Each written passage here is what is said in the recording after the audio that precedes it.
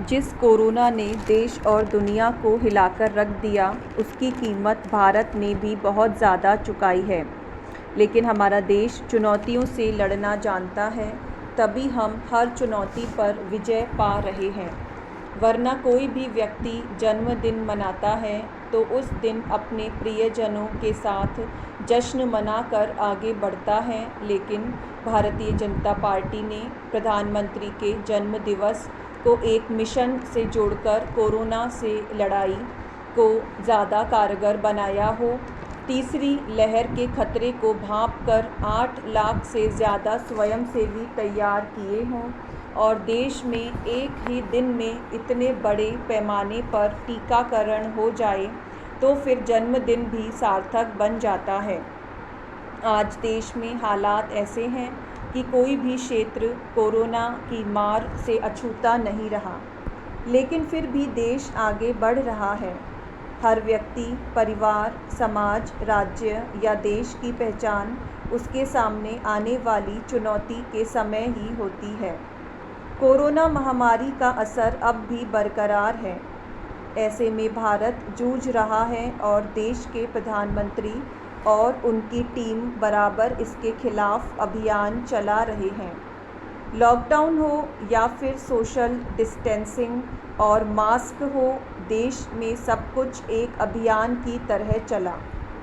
जन्मदिन के मौके पर अभियान की कीमत और महत्व और भी बढ़ जाता है। याद करो कि किस तरह से बेटी बचाओ बेटी पढ़ाओ अभियान कितनी तेज़ी से आगे बढ़ा। लोगों को इसका महत्व पता चलने लगा। इसका परिणाम सबके सामने है। बेटियां तरक्की की पगडंडी पर चलते हुए आज आसमान तक अपनी शोहरत दर्ज कर चुकी हैं। अगर बीते वर्षों में जाएं तो देश को स्वच्छ रहने का आह्वान एक अभियान के रूप में जब प्रधानमंत्री नरेंद्र मोदी ने किया था, तो उस महत्व को भी हर कोई जानता है। बड़ी बात कोरोना के खिलाफ जंग की है जो हम पिछले 2 साल से लड़ रहे हैं। कोरोना के खिलाफ जंग अब आखिरी चरण में है। अब की चूक गए तो कोरोना फिर सिर उठा लेगा। आज एक पीएम के जन्मदिन पर अगर हमने 2.5 करोड़ से ज़्यादा वैक्सीनेशन का रिकॉर्ड बनाया है, तो आखिरी चरण में यह जंग अब थमनी नहीं चाहिए। कोरोना का फन कुचल कर ही आगे बढ़ना होगा। जन्मदिन को एक सेवा दिवस के रूप में मनाना बड़ी बात है, वरना तो दुनिया 5 स्टार होटलों, क्लबों और रेस्टोरेंट में जाम से जाम टकराकर जन्मदिन बनाती है, लेकिन एक प्रधानमंत्री सेवा दिवस के रूप में इसे मनाता है, तो यह बड़ी बात है। फिर भी लोगों के लिए यह वक्त है कि वह इस सेवा दिवस से प्रेरणा लें। यही देश को समझना चाहिए। कोरोना के खिलाफ टीकाकरण, वैक्सीन लाकर जिस तरह से भारत ने बहुत कुछ झेल कर आगे कदम बढ़ाए, तो इस सेवा दिवस पर लोगों को आगे भी संभल कर और डट कर रहना है। हमारा मानना है कि कोरोना के खिलाफ जो मंत्र देश में पीएम के माध्यम से स्थापित किए गए हैं, उन सभी का पालन करना ज़रूरी है।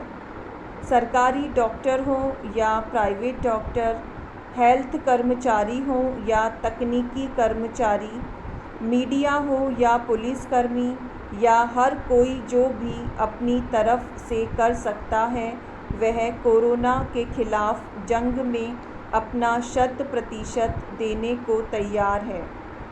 इस सेवा दिवस पर लोगों को यही संकल्प लेना होगा। इसी से भारत की कोरोना पर एक बड़ी जीत स्थापित होगी और पूरी दुनिया भारत का परचम एक बार फिर से बुलंदी पर लहराता हुआ देखकर कहेगी, वाह इंडिया वाह, मोदी जी ग्रेट हो, मोदी जी आप महान हो। Para change. स्वतंत्रता के बाद आरएसएस हिंदुओं को संगठित करने में लगा है।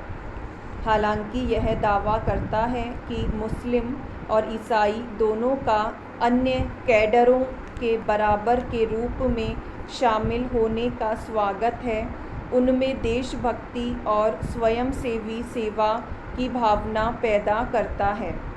हालांकि दुनिया के सबसे बड़े स्वयंसेवी निकाय के खिलाफ निहित दुश्मनी के कारण अख्तर जैसे बुद्धिजीवी भी इसे फासीवादी के नामों से पुकारते हैं।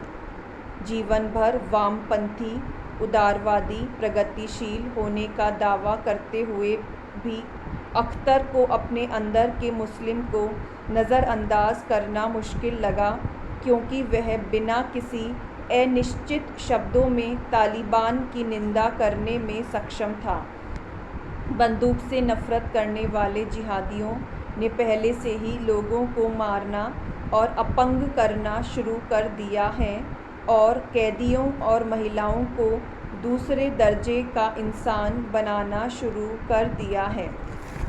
उन्होंने महिला कल्याण मंत्रालय को बंद करने में कोई समय नहीं गंवाया और महिला कर्मचारियों को बर्खास्त कर दिया।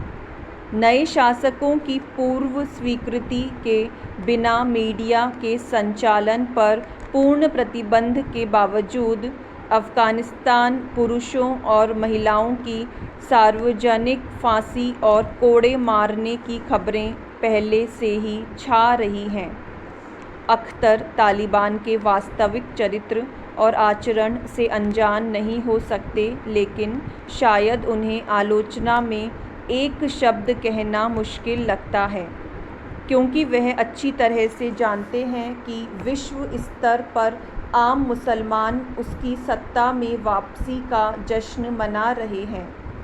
चाहे वह खुशी दुनिया के सबसे बड़ी सैन्य और आर्थिक शक्ति की विफलता से उपजी है या यह इसीलिए है क्योंकि तालिबान शरिया का पूरी तरह पालन करने का दावा करता है। हालांकि मुस्लिमों के लिए यह अच्छी बात है कि अपनी धार्मिक पुस्तक के बताए अनुसार चलने के प्रति कटिबद्ध है।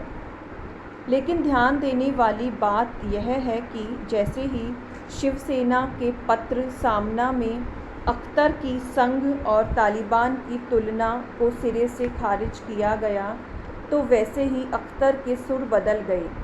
उन्हें पता है कि शिवसेना से पंगा लेने वाले कभी भी चैन से नहीं रह पाता। वर्तमान में भाजपा और शिवसेना के बीच कटु संबंधों को देखते हुए अख्तर को आरएसएस का सामना में बचाव से आश्चर्य हुआ होगा, लेकिन एक बार जब उनकी निंदा करने के लिए शिवसेना आरएसएस भाजपा के स्वयंसेवकों में शामिल हो गई, तो गीतकार ने अपना सुर बदल लिया और उन्होंने शिवसेना के दैनिक अखबार में एक सुलहकारी लेख लिखा। उक्त प्रकरण न केवल शिवसेना और आरएसएस के बीच के अंतर को उजागर करने के लिए, बल्कि आरएसएस और तालिबान के बीच के अंतर को भी उजागर करने के लिए पर्याप्त होना चाहिए। संघ के कार्यकर्ताओं के विपरीत शिवसैनिक अपने कठोर और सख्त तरीकों के लिए जाने जाते हैं। अख्तर सिर्फ इतना जानते हैं कि उनकी आलोचना से उन्हें कितना नुकसान हो सकता है।